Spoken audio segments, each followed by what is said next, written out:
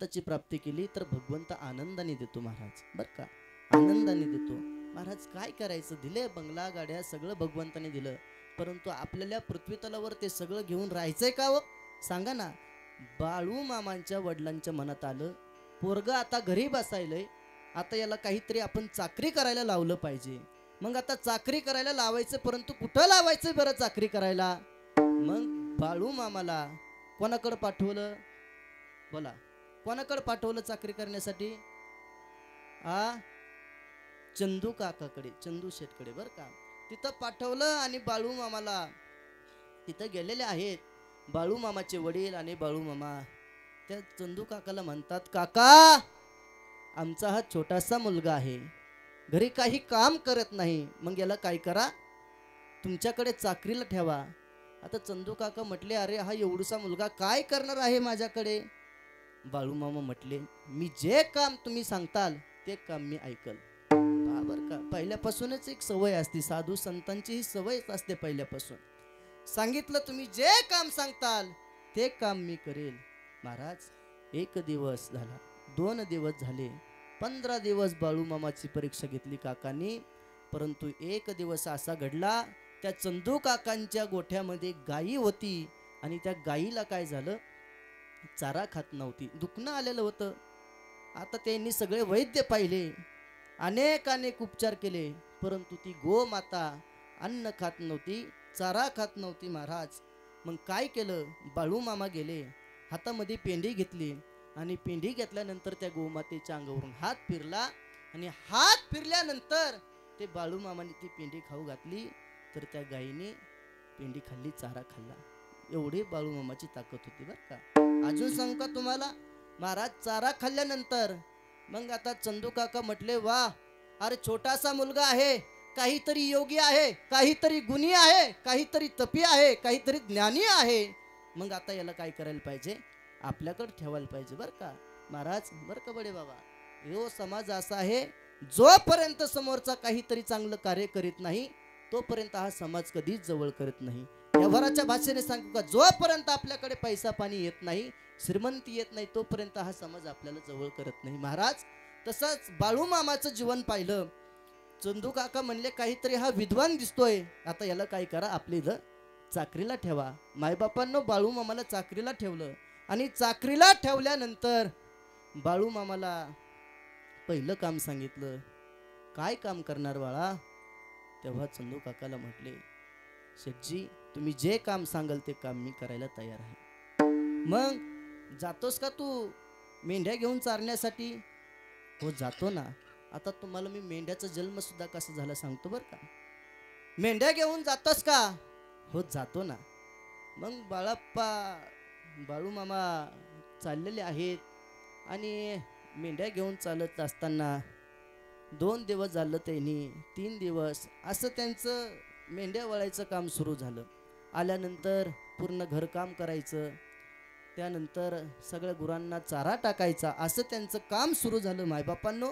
आणि काम सुरू झाल्यानंतर एक दिवस असा झाला, त्या बाळू मामाला जे भोजन करण्यासाठी जे ताट दिलेलं होतं ना, ते ताट काय झालं, पाण्यासाठी कोण गेलं, चंदू काकांची पत्नी गेली. आणि पत्नी गेल्यानंतर म्हटली, अरे बाळाचं ताट आहे, कसं पावा धुतलंय का नाही, लहान लेकरू आहे का, त्याच ताटामध्ये जेवतोय म्हणून पाण्यासाठी गेले. आणि पायला गेल्यानंतर ते ताट असं डोळ्यासमोर पाहिलं आणि त्या ताटामधून काय दिसलं, बोला ना, काय दिसलं. अहो साक्षात भगवंत दिसले. आणि भगवंत दिसल्यानंतर त्या चंदू काकांच्या पत्नीने ते ताट घेतलं आणि काय सांगितलं, हे ताट मला पाहिजे. मग आता आल्यानंतर चंदू काकाला सगळी हकीकत सांगितली पत्नीने. आणि हकीकत सांगितल्यानंतर मायबापांनो ते ताट घेतलेलं आहे. परंतु जेव्हा बाळू मामा घरी येतात आणि आल्यानंतर पाहतात, माझं ताट कोणी नेलं, माझं ताट कोणी नेलं. आता शेवटी लहान बाळ आहे, हट्टी आहे. मायबापांनो त्या चंदू शेठला, चंदू काकाला बाळू मामाने प्रश्न केला, काका माझं भोजन करण्याचं ताट कुठं आहे. तेव्हा चंदू काका म्हणते, अरे बाळा तुला काय करतो मी, दुसरं ताट देतो. नको मला तुमचं दुसरं ताट. त्या काकी म्हणतात, बाळा अरे तुला मी सोन्याचं ताट देते, मला नको तुमचं सोन्याचं ताट, मला माझंच ताट पाहिजे, हा हट्ट बाळूमामाने केला. आणि हट्ट केल्यानंतर मायबापांनो शेवटी ते काय ताट दिलं नाही. मग बाळूमामा म्हटले मी आता इथं चाकरी करणार नाही. बाळूमामा घरी आले आणि घरी आल्यानंतर मग आता वडिलांनी त्यांनी विचार केला, आता पोरग घरी आलेला आहे कामावरून, मग आता काय करावा. नंतर त्यांच्या बहिणीकडे गेलो, बहिणीने नेलं. बहिणीने नेल्यानंतर त्यांना एक बाळूमामाच्या मनामध्ये नव्हतं. आता चरित्र जरा फास्ट सांगतो, वेळ कमी आहे बरं का. बाळूमामाच्या मनामध्ये नव्हतं, तरी सुद्धा बाळूमामाचं लग्न लावून देण्यात आलं. आणि लग्न लावून दिल्यानंतर मायबापांनो ते बाळूमामाचा शब्द गेला होता, अरे तुम्ही माझं लग्न लावताय, परंतु माझं लग्न लावताय ना, मी ज्या लग्नामधून उभा राहणार आहे, जेव्हा माझ्या अंगावर अक्षदा पडल तेव्हा तुम्हाला तिरडीवर उभा राहावं लागेल, असा शब्द गेला. आणि शब्द गेल्यानंतर मायबापांनो काय करावा, असा शब्द गेला. आणि जसा शब्द गेला तसा प्रसंग घडला. आता नावासकट सगळं सांगायला आपल्याकडे वेळ नाही, फक्त मी प्रसंगाला धरून चाललोय. महाराज एवढं झालं आणि झाल्यानंतर मग आता बाळूमामाच्या मनात आलं, आता आपण काय केलं पाहिजे, काहीतरी या समाजासाठी केलं पाहिजे, काहीतरी साधना केली पाहिजे, काहीतरी तप केलं पाहिजे. असं म्हटल्यानंतर बाळूमामा आले आणि आल्यानंतर एका जंगलामध्ये भजन करत बसले. कोणतं भजन करायचं बरं? अहो त्यांनी एवढं साधू संतांची एवढी भगवंताची प्राप्ती केली महाराज, वाणीमध्ये तप आलं. आणि तप आल्यानंतर महाराज बाळूमामा मेंढरं वळायला लागले. मेंढराची सुद्धा ताकद कमी नाही बरं, कमी नाही ताकद मेंढराची सुद्धा. अहो बाळूमामाचे मेंढरं आदमापुरात नव्हे तर अख्ख्या पुण्यामध्ये नव्हे तर अख्ख्या महाराष्ट्रामध्ये सुद्धा बाळूमामाचे मेंढरं दिसायला लागले, हो चरायला लागले. या ओ आदमापुरात, या ओ पुण्याच्या रानात, हो दिसती पांढर बाळूमामाचे मेंढर, दिसती पांढर बाळूमामाचे मेंढर, दिसती पांढर बाळूमामाचे मेंढर, दिसती पांढर बाळूमामाचे मेंढर. या हो पुण्याच्या रानात, या हो पुण्याच्या रानात, हा दिसती दिसती दिसती पांढर बाळूमामाचे मेंढर, दिसती पांढर बाळूमामाचे मेंढर, दिसती पांढर बाळूमामाचे मेंढर, दिसती पांढर बाळूमामाचे मेंढर. या हो डोंगर वनात, या हो डोंगर वनात, हो दिसती दिसती दिसती पांढर बाळूमामाचे मेंढर, दिसती पांढर बाळूमामाचे मेंढर, दिसती पांढर बाळूमामाचे मेंढर, दिसती टाळी वाजवा.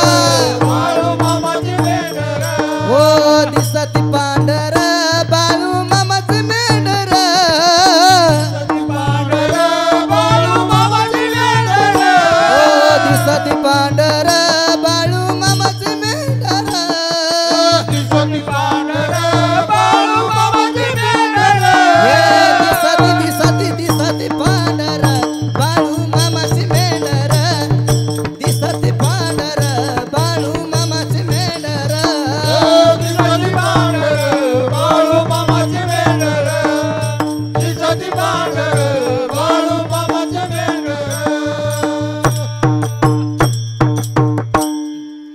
परंतु कार्यक्रम आपण ज्या निमित्ताने ठेवलेला आहे त्यांचं काहीतरी गुणगान आपण ऐकलं पाहिजे, त्यांचा महिमा आपल्याला कळायला पाहिजे, म्हणून हे सांगितलं पाहिजे बरं का. हा तर महाराज जेव्हा हे गाणं आहे ना, काय या ओ पुण्याच्या रानात, हो दिसती पांढर बाळूमामाचे मेंढर.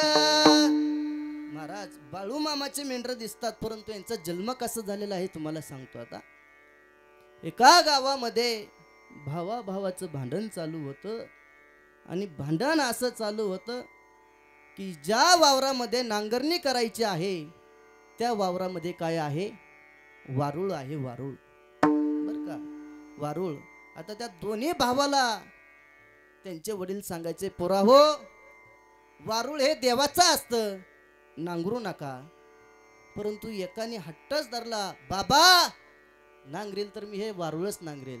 महाराज असं म्हटल्यानंतर बाळू मामा तिथून चालले होते आणि बाळू मामा चालत असताना त्यांनी हे भांडण पाहिलं. बाळू मामा तिथं गेले आणि तिथं गेल्यानंतर विचारलं, कशाचं भांडण आहे? तेव्हा त्यांनी सांगितलं, मामा इथे ना वारुळ आहे, मी सांगतो या वारुळामधून नांगर हाकू नको, परंतु हाकायचं म्हणतोय. बाळू मामा म्हटले, अरे बाबा हाकलं तर लई अवघड होईल. तो म्हटला, हो द्या मामा, माझं काय व्हायचं तर. त्या बिचाऱ्यांनी नांगर हाकला त्या वारुळावरून आणि नांगर हाकल्यानंतर महाराज जसं त्या वारुळामध्ये नांगर हाकला तर तिथून एक मेंढीचं पिल्लू बाहेर आलं. काय आलं? मेंढीचं पिल्लू. मग बाळू मामाने त्या मेंढीला एवढं जपले की स्वतःच्या जीवापेक्षा जास्त जपले. तिथून खरा मेंढीचा हा जन्म झालेला आहे. बरं का? अजून सांगू का तुम्हाला? बाळू मामा मग असंच मेंढ्या चारीत पुढे आले. परंतु एक दिवस असा झाला, एक समोरून स्त्री चाललेली होती आणि बाळू मामाच्या नजरेमध्ये थोडं मनामध्ये वाईट पाप आलं, वाईट कृत्य आलं. महाराज बाळू मामाने विचार केला, आपण अशा पवित्र आईच्या पोटी जन्म घेतलेला आहे आणि हे जर आपल्या डोळ्यामधून जर आपल्याकडून जर हे कृत्य होत असेल तर आपण नाही जगलेलं बरं. मग काय करावं बरं?